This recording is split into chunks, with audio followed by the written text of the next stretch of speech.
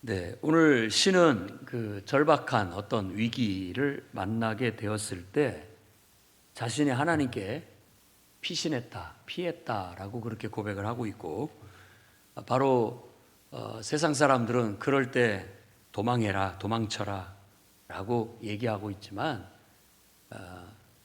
나는 하나님을 보호를 믿기 때문에 하나님의 성전으로 내가 나아가서 하나님의 도움을 구한다 라는 그런 신앙의 확신을 노래하고 있다고 볼 수가 있습니다. 근데 이제 우리가 어렵고 힘든 순간을 맞닥뜨리게 되면 사람들이 그 일로 인해서 흔들리게 되거나 또 낙심을 하게 되는 그런 결과를 가져오게 됩니다. 그런데 인생에 있어서 이런 어려움이나 위기를 피해갈 수는 없어요. 누구에게나 다 있어요. 욥기에서 본 것처럼 이건 뭐 내가 올바르다, 의인이라고 해서 없고 악인이라고 해서 있고 그런 게 아니에요. 누구에게나 다 인생이라는 그 자체가 에덴 동산에 쫓겨난 이후로 의인이든 악인이든 다 모두에게 어떤 위기, 어려움 이런 것들은 닥치기 마련이다.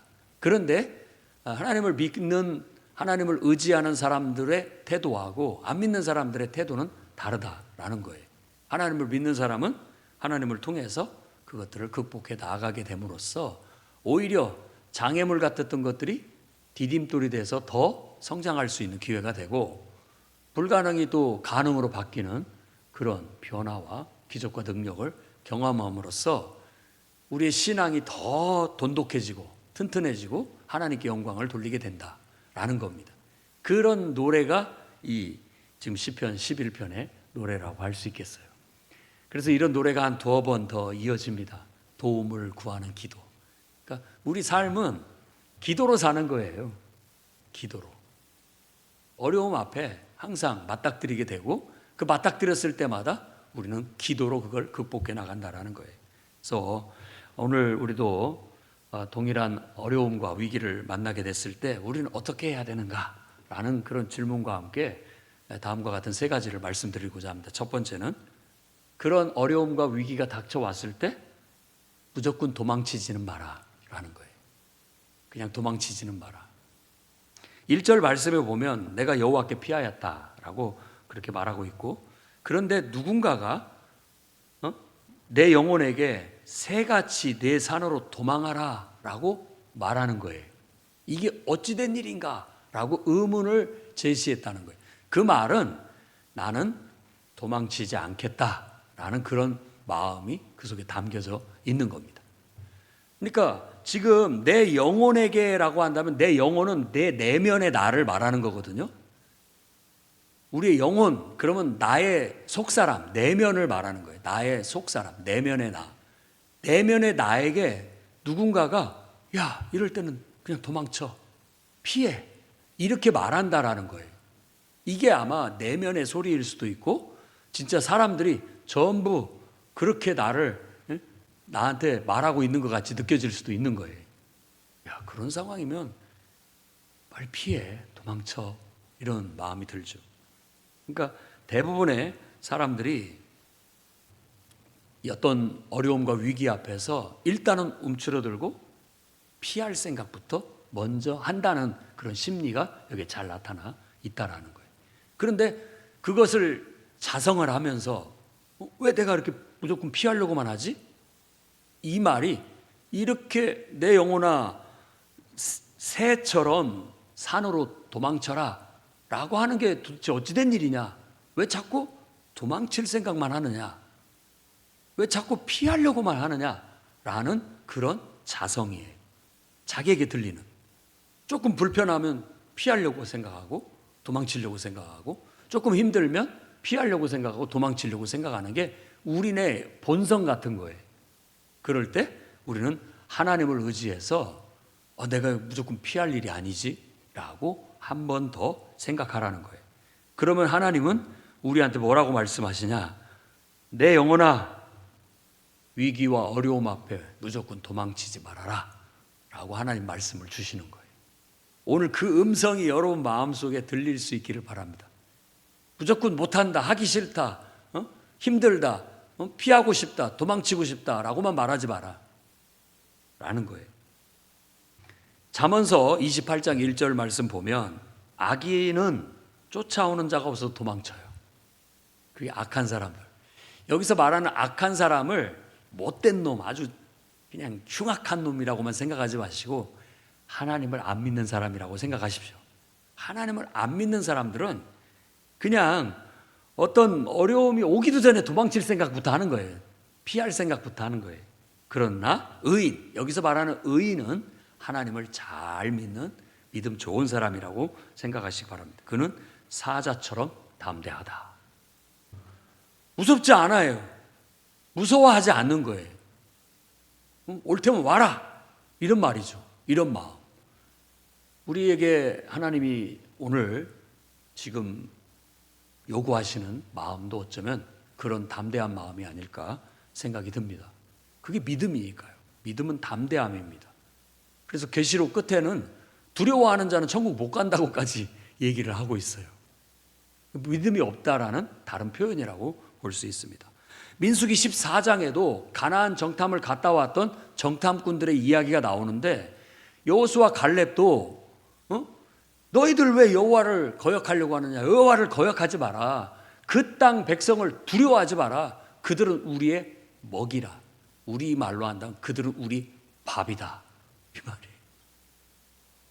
그들의 보호자는 그들에게서 떠났고 여호와는 우리와 함께 하시는데 그들을 두려워할 이유가 뭐가 있느냐, 그런 담대함이 있었던 거예요. 그러니까 여러분, 우리에게도 그런 믿음이 필요합니다. 내게 하나님을 믿는 믿음이 있기 때문에 하나님이 너 두려워하지 마라, 내가 너와 함께한다 라고 했을 때 좀 불편하고 힘들고 어렵고 그럴 때 여러분 움츠러들거나 도망치려고만 하지 말고 당당하게 얼마든지 와라, 사탄아 얼마든지 네가 공격해봐라, 나는 눈 하나 깜빡하지 않겠다, 이런 담대함을 가질 수 있기를 바랍니다. 그게 우리가 가져야 할 여호수아의 갈렙의 신앙이고 신앙인이 가질 위기 앞에서 가져야 할 태도라고 생각합니다. 그러니까 무조건 도망칠 생각부터 하지 마십시오. 두 번째로는 그런 어려움과 위기가 닥쳐왔을 때 흔들리지 말아라.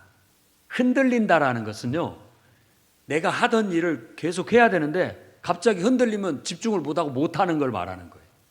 그러니까 인생이 흔들린다라는 것은 일상적으로 하던 일을 계속하면서 성실하게 살아가야 되는데 갑자기 멈추고 그 일을 제대로 못하는 것을 흔들린다고 생각하는 거예요. 그렇게 묘사를 하는 거예요.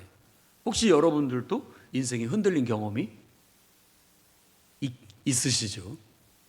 네, 있죠.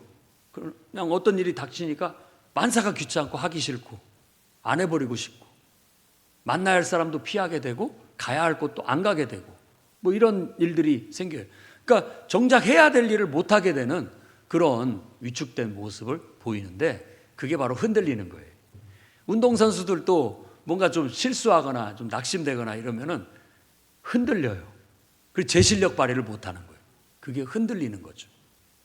근데 하나님을 믿는 사람은 세상 사람 같지 않게 당당해야 됩니다. 3절 말씀에 보면 터가 무너지면 의인이 무엇을 하랴.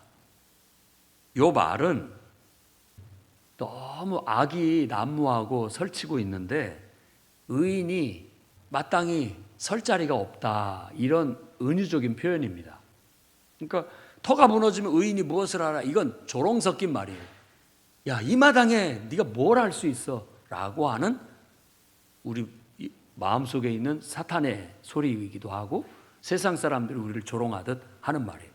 그 상황에서 뭘 할 수 있어, 포기해, 그만둬 라고 사람들이 말한다라는 거예요. 내 마음속에도 그런 마음이 드는 거예요. 이 지경에서 뭘 하겠어, 그냥 그만둬, 포기해, 이런 마음이 드는 것이죠.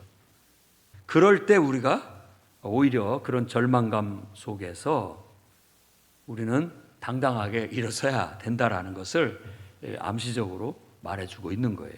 사람들은 그렇게 말하지만 아니요, 나는 하나님을 믿기 때문에 흔들리지 않는다. 그런 마음을 가져야 됩니다. 왜? 의인은 하나님을 믿고 당당하고 그런 어떤 위기나 어려움이나 그런 문제와 맞서 싸우다가 순교하기를 바라는 게 의인이에요. 그렇기 때문에 강하고 담대합니다. 시편 119편 109절에 보면 나의 생명이 항상 위기에 있사오나 그렇게 느끼고 있어요. 나의 생명이 항상 위기에 있사오나 나는 주의 법을 잊지 아니하나이다. 늘 위태롭고 위기가 있고 어려움이 있지만 그 일로 인해서 내가 주의 길을 가는데 주의 일을 하는데 흔들리지 않겠다.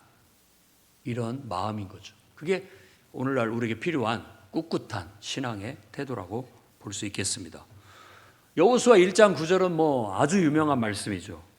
내가 네게 명령한 것이 아니냐. 내가 너한테 명령한 거다. 너는 강하고 담대하라. 두려워하지 말고 놀라지 말라. 네가 어디로 가든지 네 하나님 여호와가 너와 함께 하느니라. 그래서 우리가 흔들리지 않는 것은 환경, 사람, 누구 의지할 사람이 있어서가 아니라 하나님 때문에. 이 일을 하나님이 시켰기 때문에 하나님이 하라고 했으니까 상황, 환경, 처지 따지지 않고 나는 한다라는 그런 굳건함이고 강건함이죠. 이런 굳건함이 있으면 무엇이라도 이뤄낼 수 있다고 생각합니다. 하나님이 나와 함께한다. 하나님이 오늘 또 나를 사용하신다. 하나님이 나를 통해서 일하고 계신다. 라는 그것이 우리의 든든함이고 담대함이에요. 그걸 잊지 않고 여러분 그 믿음으로 어려움 앞에서 위기 앞에서 흔들리지 않기를 주의 이름으로 축원합니다. 그다음에 세 번째로는 이렇게 우리가 하나님을 의지하는 신앙의 투철함으로 위기를 타개해 나가는 성도들이 되시기를 바랍니다. 1절 말씀의 시작부터가 내가 여호와께 피하였거늘. 우리는 그런 사람들이에요. 하나님을 의지해서 서는 사람들이에요. 하나님을 의지해서 도망치지 않아요. 하나님을 의지해서 흔들리지 않아요. 그리고 오히려 더 적극적으로 그 문제를 직면해서 그 문제를 맞서 싸워서 헤쳐나가는 거예요. 해결해 나가는 게 이 시에서 노래하는 어떤 확신 있는 신앙인의 모습이에요. 우리도 그런 확신 있는 신앙인이 됐으면 좋겠습니다. 그가 어려울 때 성전을 찾아왔다는 거예요. 왜? 하나님은 거기 계시니까. 뭐가 잘 풀리지 않고 무슨 생각이 안 나고 답답하면 성전에 와서 찬송 부르고 소리 질러 기도하고 하나님을 부르짖고 하나님이 뭐라고 나에게 말씀하는지 듣고 거기에서 아이디어를 얻고 거기에서 어떤 응답을 받아서 용기를 얻는 거예요. 해소할 것은 해소하고 풀어낼 것은 풀어내고 또 내가 더 견지해야 할 것들은 갖춰야 될 것들은 갖추면서 그 성전에서 예배를 드리면서 그런 힘을 얻을 수 있는 것이죠. 하나님께서 다 알고 계신다. 감찰하신다는 말은 그 말이에요. 하나님이 내 형편, 내 상황, 나보다도 더 잘 알고 계신다. 나보다도. 그러니까 그분을 의지해서 그분이 뜻이 무엇인지 우리가 헤쳐봐야 할 필요가 있다는 거예요. 그래서 어떤 위기나 어려움이 이게 하나님이 주신 거라면 이 위기와 어려움에 무슨 의미가 있는가 생각해 봐야 되는 거예요. 기도는 그런 걸 우리에게 주는 놀라운 능력이죠. 말씀이 우리에게 영의 양식이고 힘이에요. 이 상황에서 하나님이 주신 말씀이 있어요. 이런 어려움 속에서 내게 뭔가 깨우치는 뜻이 있다고요. 의미가. 그걸 찾아가는 것이죠. 그러면서 그것을 극복하게 됨으로써 우리는 더 나은 상황으로, 더 나은 인생으로 나아갈 수 있는 계기가 될 수 있다라는 거예요. 그렇기 때문에 위기 앞에서 그냥 도망치거나 흔들리지 말고 하나님을 꽉 붙잡고 그분의 말씀을 힘입어서 밀고 나아가서 타개해 나가는 그런 신앙을 가져야 됩니다. 그런 신앙을 가졌던 인물 중에 우리가 한 사람은 창세기 32장에 나와 있는 야곱이에요. 야곱. 야복 강가에서 어떤 천사와 씨름을 했던 그 야곱의 모습. 굉장히 위기와 염려와 두려움 속에 있었어요. 그런데 앞에 다 짐승과 가족들을 보내놓고 뒤에서 기도하고 있는 거예요. 기도하는데 갑자기 어떤 사람을 만나게 됐고 밤새 그 사람하고 씨름을 했는데 그 씨름에서 그 상대편이 이 야곱을 이길 수가 없었다고 말하고 있는 거예요. 그래서 자기가 야곱을 이기지 못함을 보고 그가 야곱의 허벅지 관절을 치매 야곱의 허벅지 관절이 그 사람에게서 씨름할 때 어긋났더라 라고 얘기해요. 그래도 포기하지 않았어요. 그러니까 그걸로 인해서 그게 계기가 되고 터닝 포인트가 돼서 운명이 바뀌는 결과를 가져온 것이죠. 위기가 오히려 자연스럽게 해결이 되고 새로운 삶이 열리게 되는 것이에요. 우리가 추구해야 할 신앙이 바로 그겁니다. 여러분 포기하지 마십시오. 다리가 이렇게 허벅다리가 혹시 부러질지라도 포기하지 않겠다. 끝까지 이 문제 해결해 주십시오. 매달리고 나아가는 이 야곱의 모습이 어쩌면 위기 앞에 도망치거나 굴하지 않고 하나님을 붙잡고 씨름하듯 이겨서 끝끝내 그 문제를 해결해내는 강력한 의지가 엿보이는 대목이라고 볼 수 있어요. 우리에게도 그런 의지가 있었으면 좋겠고 그런 의지가 있으면 인생의 성취도가 높아서 우리 아이들도 어려서부터 그런 의지를 가지고 살아가세요. 아멘. 뭐든지 하면 끝까지 제대로 해서 뭔가를 이뤄내세요. 하나님을 의지해서. 언제든지 어려움은 있고 포기할 이유도 있고 못할 이유도 있고 그만둘 이유도 있고 다 있어요. 그렇지만 하나님을 의지해서 도망치지 않고 흔들리지 않고 하나님 말씀을 붙잡고 끝끝내 그것을 이뤄내는 훈련. 그게 우리가 오늘 가져야 할 태도라고 그렇게 여겨집니다.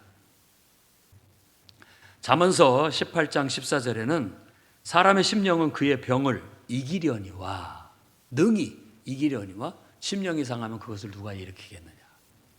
어떻게 보면 우리말로 마음먹기 달린 거예요. 마음먹기에.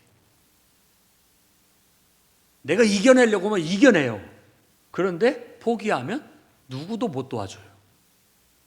내 스스로가 포기를 해버리면 누구도 못 도와주는 거예요. 그러니까 내가 포기하지 않는 한 실패는 없다라는 말이 거기서 나온 거라고 볼 수 있죠. 내가 끝까지 포기하지 않으면 실패는 안 해요. 아직까지. 능히 이기려고 한다면 이길 수 있다라는 그런 말씀을 주십니다. 로마서 12장에도 악에게 지지 마라.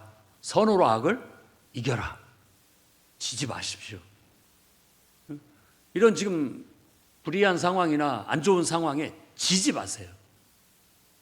선으로 하나님의 말씀으로 하나님 뜻으로 끝끝내 이겨낼 수 있기를 바랍니다. 요한일서 5장 4절 말씀에는 무릇 하나님께로부터 난 자마다 세상을 이긴다. 아멘. 승리는 이것이니 우리의 믿음이다. 우리 신앙이 우리를 이기게 만드는 거예요. 오늘 그 신앙을 여러분 마음에 깊이 간직해서 말세에 이기는 자가 되기를 바랍니다. 계시록의 7 교회에게도 이기는 자에게는 상을 준다라는 표현을 7 교회에 다 했어요. 그리고 계시록 마지막 장에는 이기는 자는 이것을 상속으로 받으리니 나는 그의 하나님이 되고 그는 내 아들이 되리라 라고 마지막 절을 얘기하는 거예요. 우리에게 이기기를 바라고 있는 거예요. 환난 앞에서, 어려움 앞에서, 좋지 않은 환경 앞에서. 그런데 굴하지 말고 도망치기에 급급하지 말고 오히려 흔들리지도 말고 당당하게 하나님 앞에 가서 기도하고 예배하고 하나님을 힘입어서 이겨내라. 하나님이 우리를 도우신다. 그가 악인들을 다 멸하게 하실 것이고 오히려 의인들, 하나님을 의지하는 자에게 하나님은 얼굴을 비춰주실 것이고 우리에게 응답해 주실 것이고 결국 모든 문제가 해결되게 하실 것이고 잘되게 하실 것이라고 약속하고 있습니다. 그래서 우리가 위기를 만날 때 도망치지 않기를 바랍니다. 흔들리지 않기를 바랍니다. 하나님을 의지하는 강력한 신앙으로 이겨나가십시오. 기도하겠습니다. 거룩하신 하나님, 오늘도 하나님 말씀을 통해서 우리가 힘을 얻고 용기를 얻습니다. 인생살이가 그렇게 쉽지만은 않고 순간순간 어려운 것들이 우리에게 찾아오고 해결해야 할 많은 문제들이 있습니다. 피하거나 도망치기보다는 당당하게 맞서 싸울 수 있는 믿음의 용기를 주시옵소서. 흔들림 없이 끝까지 올바른 길을 걸어갈 수 있도록 붙잡아 주시고 하나님을 믿는 믿음으로 상황을 바꿔낼 수 있는 그런 강력함을 갖게 주시옵소서. 모든 성도들의 앞길에 복을 내려주시고 그들의 삶에 모든 문제를 해결해 주시고 형통함이 있게 주시옵소서. 예수님 이름으로 기도드립니다. 아멘.